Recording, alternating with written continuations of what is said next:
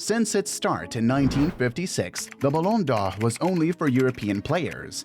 But in 1995, they shook things up, saying all European footballers could win it. That's when George Weah won it, the only African till date to get the honor. It wasn't until 2007 that it became a global prize, open to players from all over the world. Because it was Europe only before 1995, great non-European players like Maradona and Pelé missed out. But sometimes people argue about whether the award is fair. They say 7 players maybe shouldn't have won it that year. But hold on, we'll tell you their names soon. Just make sure to subscribe to our channel first. Number 1. Pavel Nedved. Back in the day, scoring 42 goals and assisting 26 times in a single year was like a magic trick, way before Lionel Messi and Cristiano Ronaldo made it seem ordinary. But in 2003, Thierry Henry had everyone convinced he'd grab the Ballon d'Or with those incredible stats. Serie A's Paolo Maldini was also a strong contender. Yet, surprise, Nedved from Juventus took home the prize, making him just the second Czech player to do so. Looking back, some might say Nedved didn't deserve it that year. There were other players who could have clinched it. Number 2. Fabio Cannavaro. Fabio Cannavaro is often talked about when people discuss whether defenders can win the Ballon d'Or.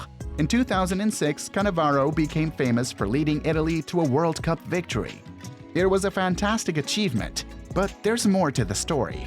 Cannavaro's success in the World Cup was impressive, but he didn't do it alone.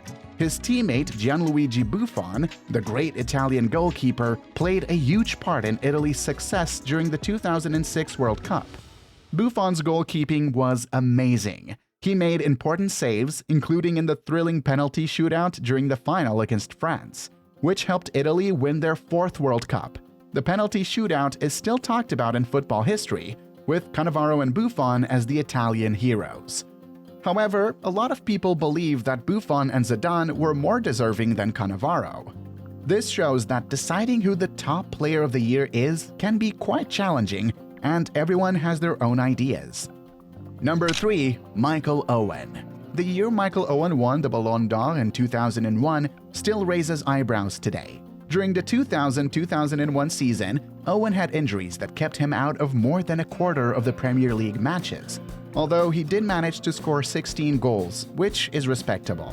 While Liverpool did win 3 trophies that season, the FA Cup, League Cup, and UEFA Cup, they were not considered particularly prestigious trophies.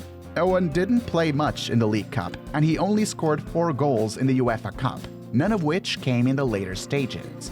Owen's Ballon d'Or win was partially due to his performance in the FA Cup final against Arsenal, where he scored twice, and a hat-trick against Germany in a World Cup qualifying match in Munich in October 2001. However, many people believe that there were more deserving winners, especially Raúl. Raúl, the Real Madrid legend, scored 24 goals in 36 La Liga games, helping his team win the title.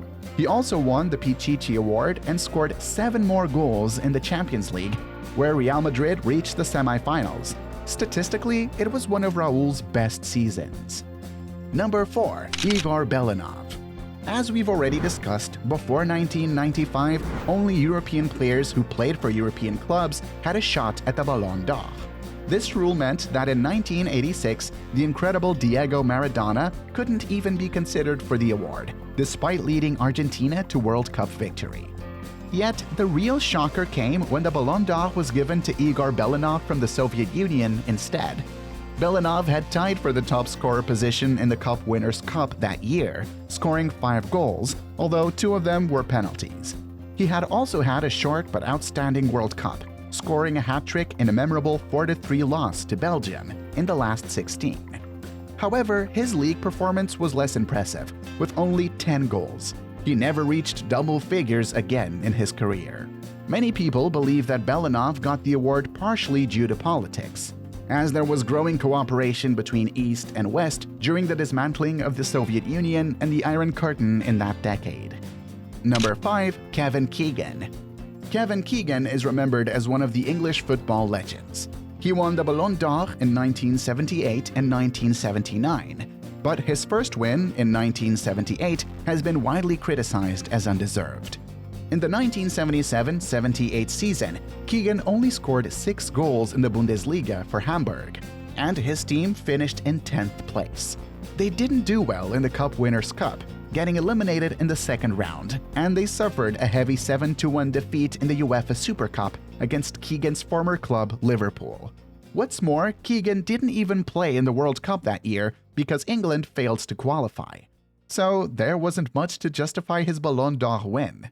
Some argue that Kenny Dalglish, who ironically replaced Keegan at Liverpool, would have been a more deserving winner. Dalglish scored 31 goals that season and even scored the winning goal in the European Cup final.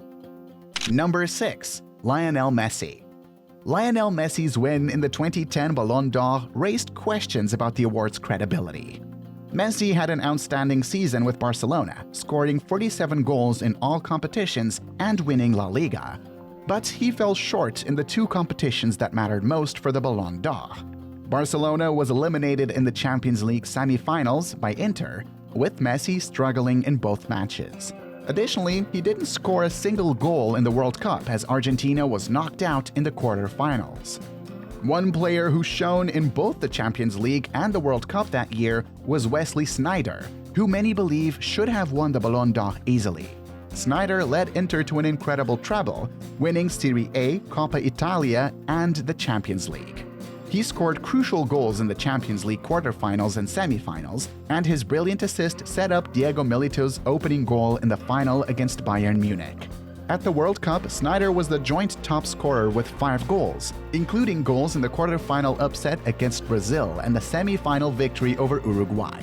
He was also honored with the Silver Ball as the tournament's second-best player, just behind Uruguay's Diego Forlán. Despite all these achievements, Sneijder shockingly finished 4th in the Ballon d'Or rankings. Number 7. Cristiano Ronaldo. Cristiano Ronaldo's victory in the 2013 Ballon d'Or is also cited as an example of the bias in favor of Ronaldo and his long-standing rival Messi among the voters for this award. In that year, Ronaldo did score an impressive 55 goals, just 5 less than Messi, but he didn't win any major trophies. On the other hand, Franck Ribéry was the driving force behind Bayern Munich's treble-winning team. The Frenchman scored 11 goals and provided 23 assists in the 2012-2013 season across all competitions. One of his standout moments was his brilliant assist of Arjen Robben in the Champions League final against Borussia Dortmund at Wembley. Ribéry's performance throughout that competition was outstanding, particularly when he tore Barcelona apart in the memorable 7-0 semi-final thrashing. He contributed 2 assists in the match at Camp Nou and was virtually unstoppable. In 2019, Ribéry expressed his disappointment to L'Équipe, saying, "More than a disappointment, it's the biggest injustice of my career." It's understandable why he felt that way. But before we wrap up this discussion, or as October approaches, which is when the Ballon d'Or announcement draws near, we have the chance to pick our winner for the previous season. There are 2 standout names, Haaland and Messi. Erling Haaland achieved a remarkable feat by winning the treble. He completely revitalized Pep Guardiola's attacking game. On the other hand, Messi keeps astounding us, most notably by single-handedly securing a 2022 World Cup victory for Argentina in Qatar last year when he was 35 years old. So, we'd love to hear your thoughts on who deserves this honor more. Please share your opinion in the comments. And don't forget to subscribe to our channel for more updates like these.